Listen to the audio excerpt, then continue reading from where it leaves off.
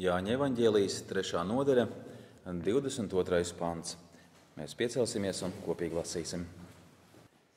Jāņa evaņģēlijas 3. nodaļa, 22. pants.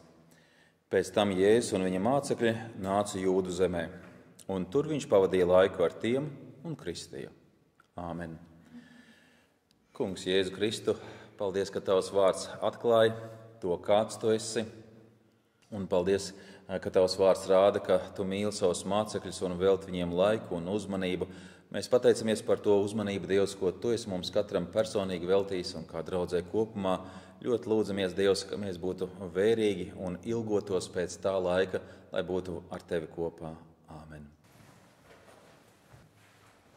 Lielu jautājumu izprašanai vajadzīgs ir laiks.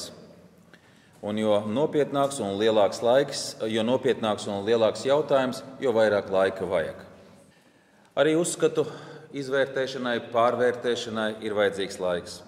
Iepriekšējās svētdienās mēs domājam par Nikodemu, par sarunu ar mūsu glābēju un par tiem būtiskiem jautājumiem, ko vajadzēja Nikodemam pārdomāt un izvērtēt. Kristus atklāja Nikodemam viņa lielāko vajadzību pēc glābšanas, pēc piedzimšanas no jauna, lai ieietu Dieva valstībā. Tā ir katra cilvēka lielākā vajadzība – piedzimšana no jauna. Nevienmēr cilvēks saprot, kādas ir viņa vajadzības. Nevienmēr mēs saprotam, kas man ir vajadzīgs, nevienmēr mēs saprotam, kas ir man lielākās briesmas, no kurienes tās drauda. Salamana pamācībās mēs varam lasīt 12.15. Neprašam šķiet viņa ceļš taisns viņa paša acīs, bet gudrība mīt tanī, kas uzklausa padomu. Es zinu, man skaidrs, es jau esmu to darījis, esmu to piedzīvojis, esmu mācījies. Gudrs uzklausa padomu. Labi gan jāievēro, kas dod padomu. Ne visi padomi mums ir vajadzīgi, ne visus padomus mēs drīkstam pieņemt. Atcerēsimies notikumu Ēdenē, kad čūska deva padomu, ko darīt, kā rīkoties, un cilvēks tam uzklausīja. Uzklausīja šo padomu, un tā bija lielākā traģēdija viņa dzīvēs. Un arī visas pārējās paudzēs tā bija lielākā traģēdija. Uzklausīja nepareizu padomu. Dievs neatstāja mūs bez padoma. Viņš dod savu padomu. Padoms bija Ēdenes dārzā, neēd no šī koka. Arī vēlāk, kad cilvēks sacēlās pret Dievu, Dievs turpina dot cilvēkiem padomu. Un šodien Dievs turpina dot padomu, ko darīt, no kā atturēties, pie kā pieķerties, kam sekot. Pamācības 8.32. Tādēļ paklausiet mani tagad, mani dēli, jo svētība ir ar tiem, kuri ietur manus ceļus. Būt svētītam cilvēkam. Ko darīt? Darīt tā, kā Dievs saka. Uzklausīt viņa padomu. Svētīgs tas, kas uzklausa padomu. Dieva padomu ņem vērā. 33. pantā šeit pat lasām: uzklausiet manas pamācības, kļūstiet dziļi savā atziņā un neatmetiet tās. 34. pantā: labi ir cilvēkam.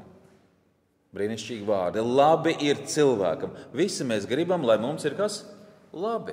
Mēs gribam, lai mums ir labi. Mēs gribam, lai mūsu bērniem, ar radiem, kaimiņiem, draugiem, viņiem visiem ir labi. Un Dievs ir norādījis, kā iegūt šo dzīves labumu. Labi tam cilvēkam, kas mani paklausa. Būdams cauru dienu nomodā pie manām durvīm un stāvēdams atslējies pret mana durvju balstu stāviem. Tam būs labi, kas uzņem Dievu vārdu, kas Dievu pamācību uzņem. 35. pantā lasām: kas mani atrod, tas atrod dzīvību un iegūst lapatiku. Un iegūst lapatiku tā kunga acīs, bet kas pret mani grēko, tas ievaino savu dvēseli. Visi, kas mani ienīst, mīl nāvi. Lūk, ko saka Dieva vārds. Ko tad es mīlu? Ko es meklēju? Pēc kā es tiecos? Nikodemam Kristus deva lielāko padomu. Tici un tu dzīvosi.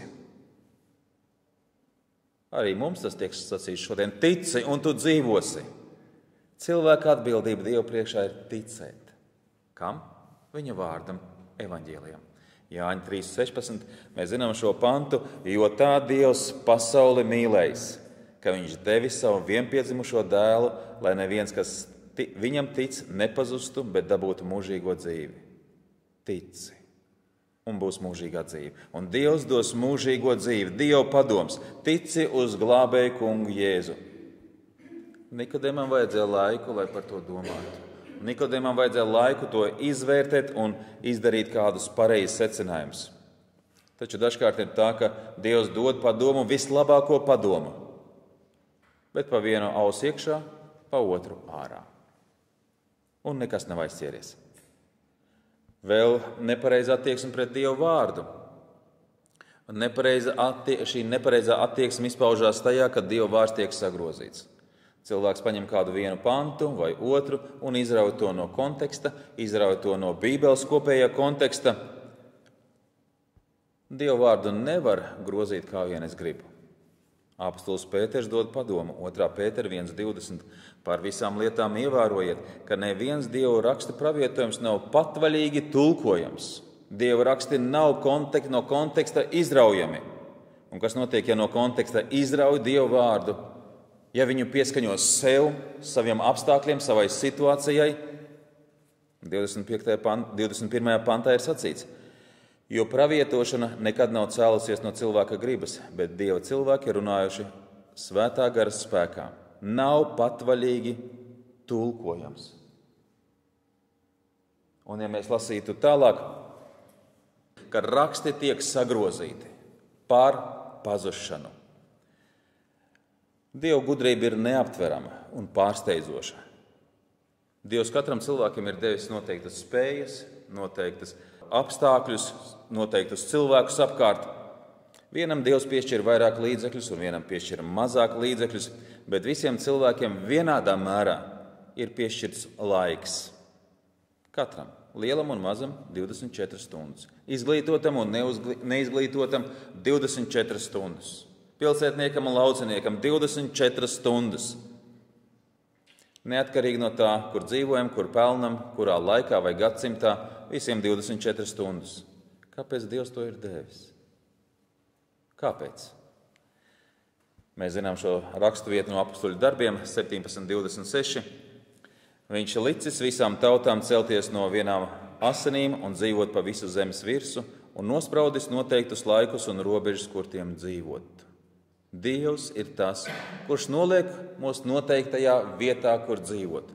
Un ne tikai vienu vai otru tautu, vienu vai otru cilvēku, bet par visu pasauli Dievs saka. Viņš ir kungs pār visu pasauli, un kur viņš grib, tur viņš kādu noliek, un tur viņš arī dzīvo. Kāpēc? 27. pantā mums ir sacīts, lai tie meklētu Dievu. Vai tie viņu varētu nojaust un atrast, jebšu viņš nav tālu nevienam no mums. Dievs mums ir nolicis vienā otrā vietā, lai mēs Dievu meklētu. Laika piepildījums, Dieva meklēšana. Ne tikai svētdienu, bet katru dienu. Svarīgākais – meklēt Dievu. Tas ir laika piepildījums. Jebkurā pasaules malā. Pārējās lietas ir pakārtotas. Cilvēks tā ir radījis, lai viņam būtu sadraudzība ar Dievu. Tikai Dievā mēs nomierināmies. Tikai Dievā mēs rodam patiesu prieku un patiesu piepildījumu. Pēc sarunas ar Nikodēmu kungs Kristus kopā ar saviem mācekļiem atstāja Jeruzalemi un dodas uz Jūdejas laukiem kopā ar saviem mācekļiem. Šodienas pants, 22. Jāņa 3.22. Pēc tam Jēzus un viņa mācekļi nonāca Jūdu zemē, un tur viņš pavadīja laiku ar tiem un kristīja. Šis pants nav kāda mazsvarīga informācija. Arī ļoti būtiski, ko Jānis mums vēlas sacīt. Kungs ar mācekļiem pavadīja laiku. Varbūt šim pantam ātri aizskrienam garām. Pavadīja, labi. Šī ir būtiska informācija. Nebūtiska informācija būtu kāda cita. Ja Jānis būtu rakstījis, un tajā laikā termometrs stabiņš pakāpās līdz rekorda atzīmei. Tas būtu nenozīmīgi. Mazsvarīga informācija mums būtu, kādas bija cenas Jeruzalemes tirgu. Tas būtu nenozīmīgi. Nenozīmīgi būtu, ja kāds Grieķu olimpisko spēļu čempions būtu ieradies Jeruzalemē un kā viņi tur sveica. Tas būtu nenozīmīgi. bet šis pāns ir ļoti būtisks. Viņš pavadīja laiku ar tiem. Dievs pavada laiku ar mācekļiem. Kāds ir laika piepildījums, lai viņi Dievu meklētu? Kāds ir mūsu laika piepildījums, lai mēs Dievu meklētu? Svētie raksti mums neatklāja, kā tajā laikā Kristus pavadīja laiku ar mācekļiem, bet Bībele mums atklāja. Evaņģēlija mums parāda, ko nozīmē pavadīt laiku ar Jēzu. Mums ir kāds savs priekšstats par to. Skatīsimies, ko raksts mums par to saka. Tātad Jēzus pavadīja laiku ar saviem mācekļiem. Varbūt kādi iedomājās drūmu ainu, redz, kā Jēzus ar Nikodemu cauru nakti runāja un runāja un runāja. Varbūt tagad arī ar mācekļiem. Viņi tur aizgāja, un tagad Jēzus runā un runā un runā. Nē, es domāju, ka tā nebija. Dievs ir tas, kurš noteicis zināmu kārtību šajā pasaulē. Un proti, Dievs ir noteicis 6 dienas strādā, un 7. diena ir atpūtai. Ne tikai man, bet arī katram, kas ar mani ir saistīts, kas man ir pakļauti. Vēlreiz izlasīsim šo Dieva norādījumu. 2. Mūzes 20. nodaļa, 8. pants. Piemini sabata dienu, kad tu to svētī. 6 dienas tev būs strādāt un padarīt visus savus darbus. Bet 7. diena ir sabats tam kungam, tavam Dievam.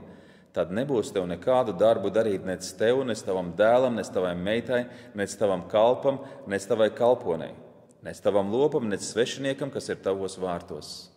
6 dienas strādā, un 7. ir atpūta. Dievs devis šos likumus, un Dievs pavēl cilvēkiem atpūsties.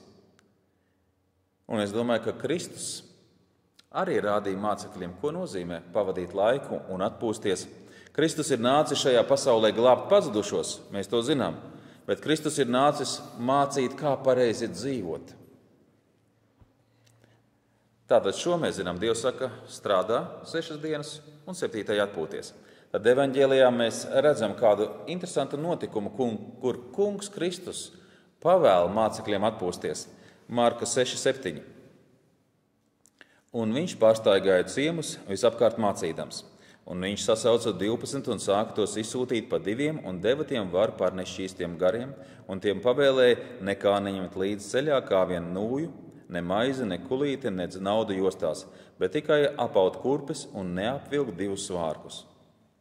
Tātad Jēzus iet, sludina, un vēlāk viņš izsūta mācekļus pa 2 uz dažādiem ciemiem un pilsētām, lai viņi tur sludina evaņģēliju, lai viņi tur izdzen ļaunos garus, lai viņi tur dziedina slimniekus.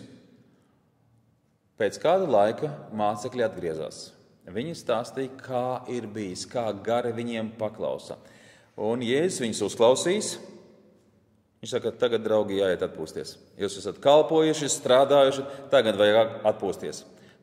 Lasot tālāk Marka evaņģēlijā 6:31, un viņš tiem saka, nāciet vieni paši saurup kādā vientuļā vietā un atpūtieties maķinīt. Jo daudz bija, kas nāca un gāja, un tiem nebija vaļas neēst, un tie laivā aizbrauca saurup uz kādu tukšu vietu. Nāciet saurup un atpūtieties. Es domāju, ka arī Jeruzālēmē līdzīgi kungs Kristus bija ar saviem mācekļiem. Tur bija kādas sarunas, tur bija kādas dziedināšanas, tur bija kādi brīnumi. Un tad viņi izgāja no Jeruzālēmas un atpūtās. Dievs to tā ir nolicis, ka mums strādājam un atpūšamies. Tā ir tā viena lieta. Saruna ar Nikodemu. Nakts saruna ar Nikodemu, kaut arī tā bija naktī, tad tomēr es domāju, ka tā nebija tikai starp Jēzu un Nikodemu. Par šo sarunu zināja arī mācekļi. Mācekļi zināja ne tikai šo sarunu, Kristus sarunu ar Nikodemu, bet arī daudzas citas sarunas. Nikodems daudz ko nesaprat no šīs sarunas.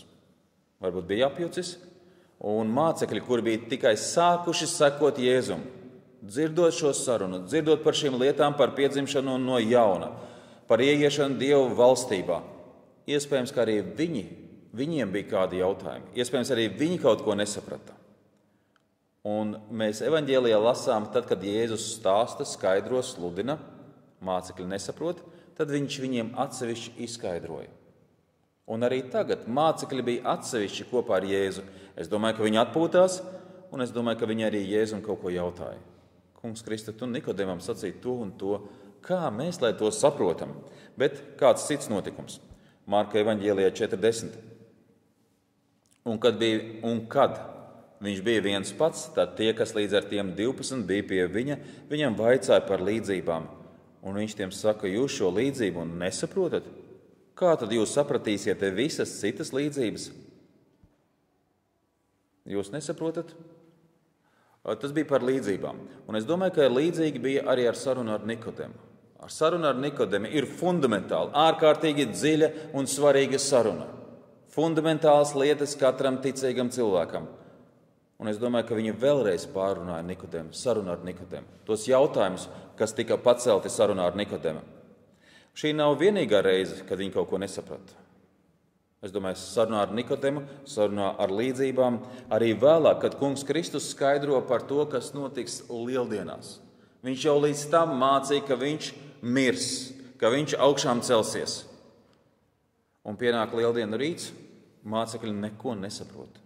Mācekļi ir apjukuši, neziņā, un ir kāds ļoti zīmīgs notikums. Viņus ceļā uz Emavu iet 2 mācekļi, tātad uz nelielu miestiņu, lieldienu rītā. Lūkas evaņģēlijas 24:13. Un redzi, 2 no tiem gāja tajā pašā dienā, tas ir lieldienās, uz kādu pilsētiņu. Tā bija 60 stadijas no Jeruzālēmas vārdā Emava. Un tur tie sarunājās par visām tām lietām, kas bija notikušas. Viņi runāja par lieldienu notikumiem, par Jēzus arestu, par Jēzus nodošanu, Jēzus notiesāšanu, krustā sišanu, tukšo kapu. Viņi to nesaprata. Viņi iet pa ceļu, galīgi satriekti, izmisuši, nezinu, ko tālāk mēs darīsim, kā tālāk dzīvosim. Un kas notiek? Kristus nāk pie viņiem un ko dara? Liek iet uz tukšo kapu? Nē. Kristus viņiem skaidro vārdu. Vēlreiz un vēlreiz. Tālāk Lūkas evaņģēlijā 24:25. Un viņš tiem sacīja, ak, jūs neprešas un sirdī kūtrie, ka jūs negribat ticēt visu, ko pravieši sludinājuši.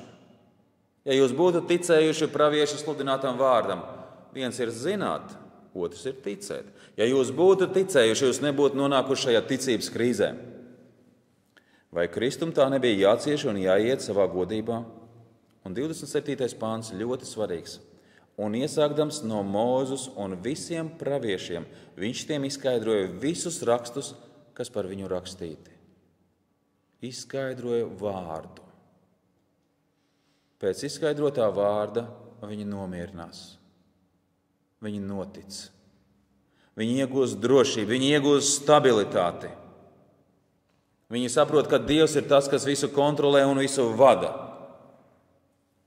Viņu prāts tika sakārtos. Viņš skaidroja viņiem rakstus.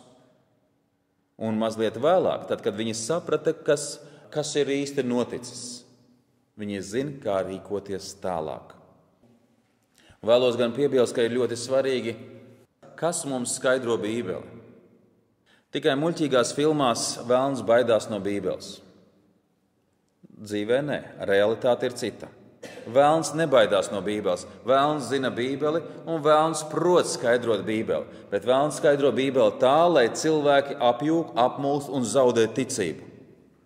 Vēlreiz notikums cilvēces rītausmā. 1. Mūzes 3:1.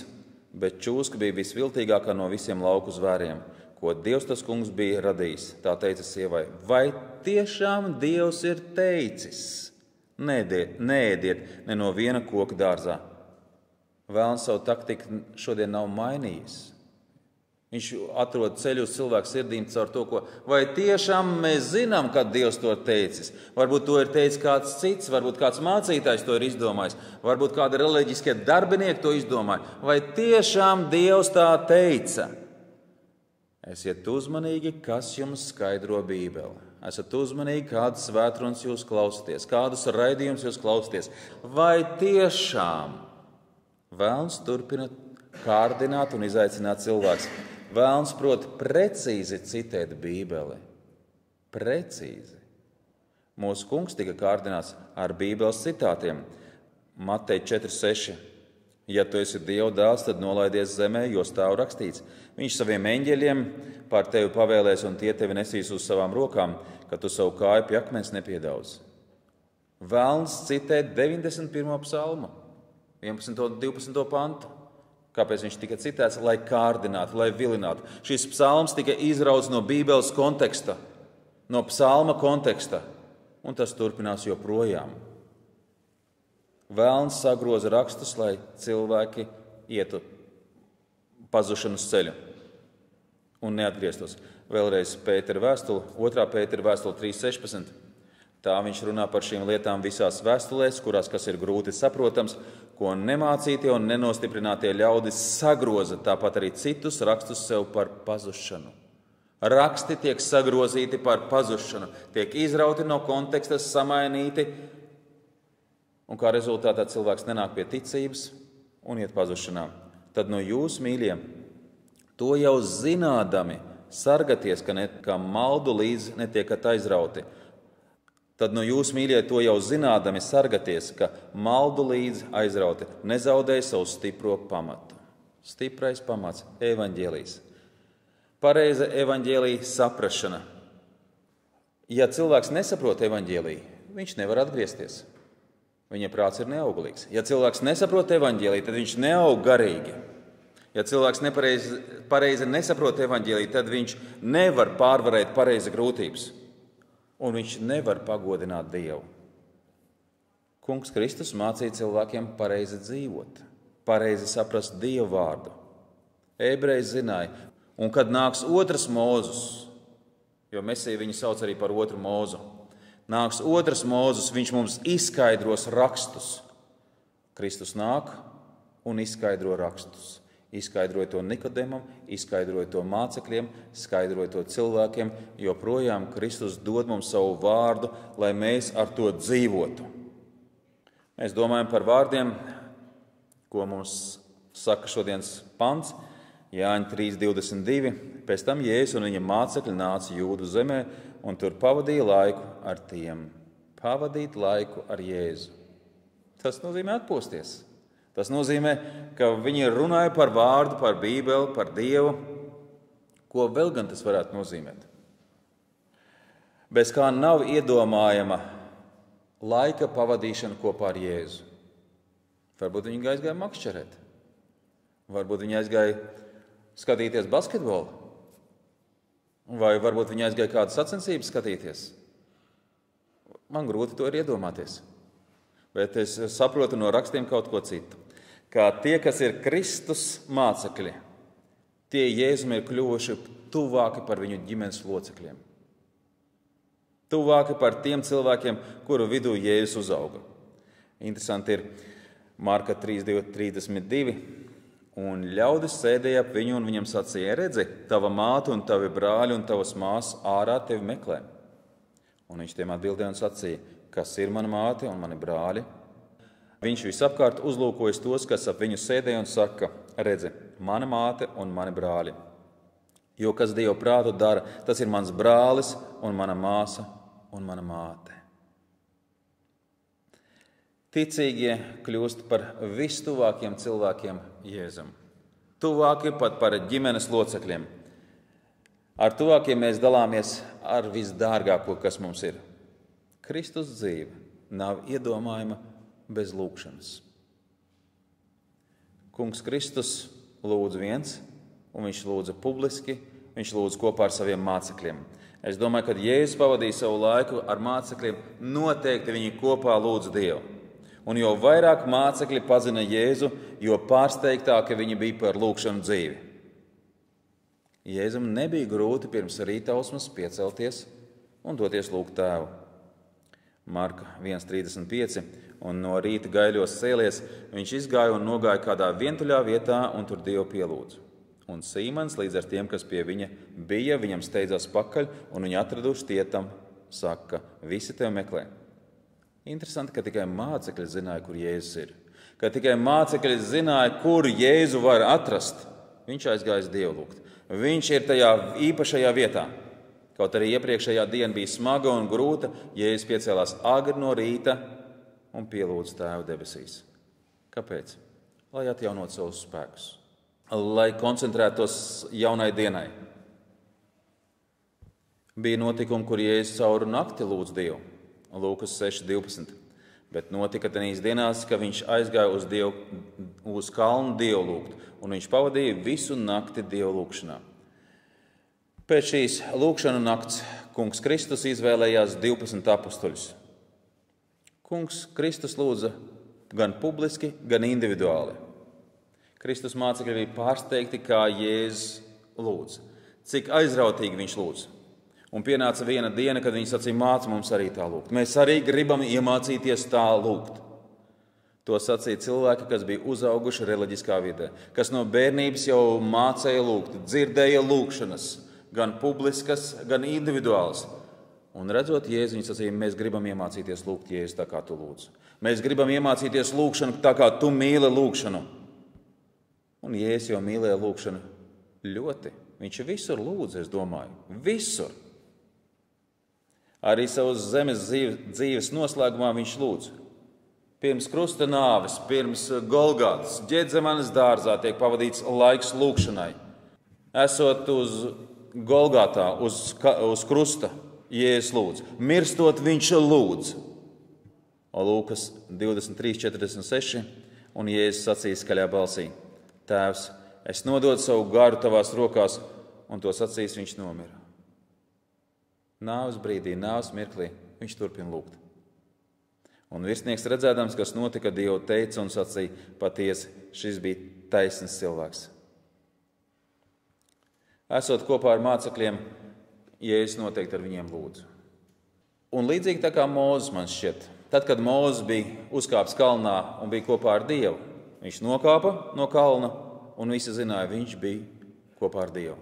Pēc kā viņi to redzēja? Pēc tā, ka viņa vaigs mirdzēja. Cilvēki baidījās Mūzu uzlūkot. Un interesants notikums ir aprakstīts apstuļu darbos. Tautas vadoņi zināja, viņi bija kopā ar Jēzu. Pēc kā var pateikt? Viņš bija kopā ar Jēzu. Pēc kā? Plāksnīt viņu uzlika, mēs bijām kopā ar Jēzu. Neuzlika viņi nekādu plāksnīti. Nims viņiem neparādījās, spārni viņiem neparādījās. Apstuļu darbi 4:13. Redzot Pētera un Jāņa drosmi un nopratuši, ka viņi bija neizglītoti un vientiesīgi ļaudis, tie brīnījās, jo labi saprata, ka viņi bijuši kopā ar Jēzu. Neizglītoti, tas nozīmē nevis, ka viņi nemācīja ne lasīt, ne rakstīt. Tas nozīmē, ka viņi nemācījās tajās skolās, kuras atzina tautas vadoņi par viņu skolām. Viņi nemācījās tautas vadoņu skolās pie viņu atzītajiem skolotājiem, kā Nikodems. Tāpēc viņi tika uzskatīti par neizglītotiem. Un viņi saprata, ka viņi bijuši kopā ar Jēzu. Saskarsme ar Jēzu izmaina cilvēku. Mums ir teiciens, pasaka, kas ir tavi draugi, un es pateikšu, kas tu esi.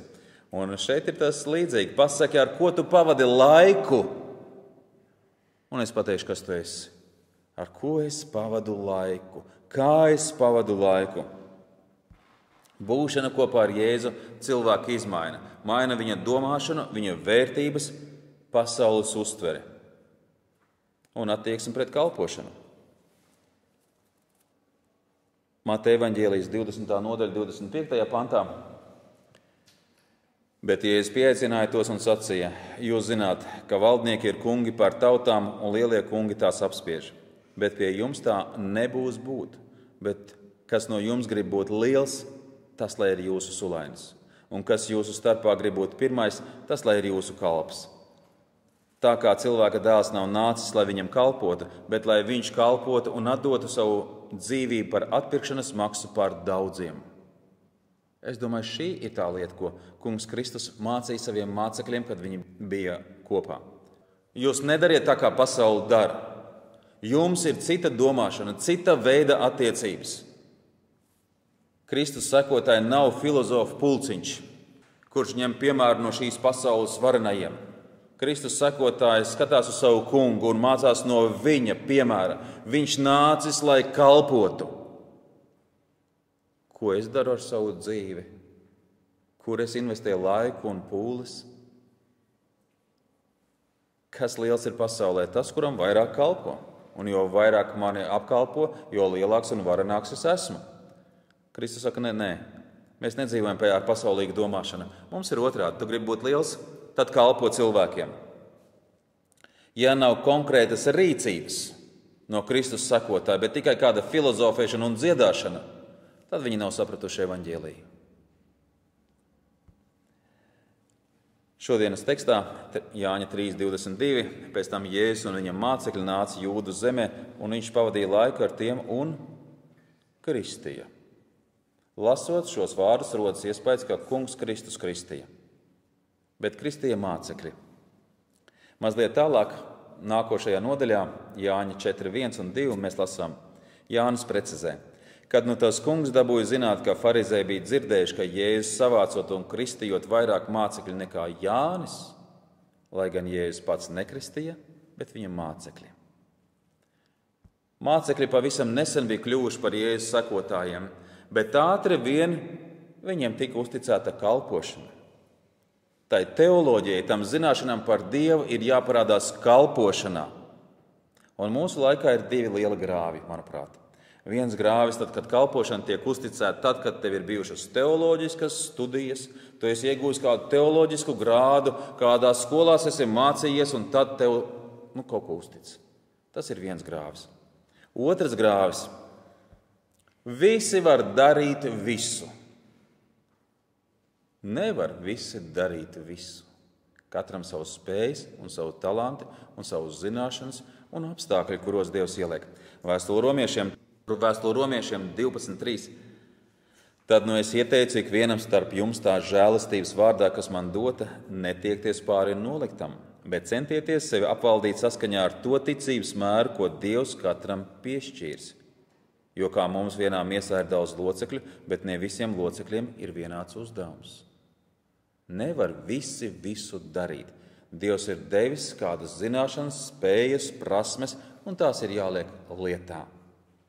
Tikai paklausot Dieva vārdam, Dievs tiek pagodināts. Tikai paklausot Dieva vārdam, Dieva mērķi tiek sasniegti. Mēs, draudzene, nav pasaule. Mēs nedzīvojam pēc pasaules filozofijas un domām. Mēs dzīvojam pēc tā, ko Dievs ir sacījis savā vārdā. Kungs Jēzus pavadīja laiku ar saviem mācekļiem. Un neviens nevar būt Jēzus māceklis, ja viņš nepavada laiku ar Jēzu. Neviens. Mācekļi vienmēr ilgojas būt kopā ar savu glābēju. Vienmēr. Apostols Pāvils raksta vēstulē Filipiešiem 1:21 šos lielos vārdus. Jo dzīvot man ir Kristus un mirt iegūms.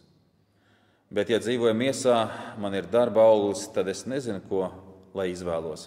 Mani spiež no abām pusēm. Es kāroju atraisīties un būt kopā ar Kristu, kas ir daudz, daudz labāk.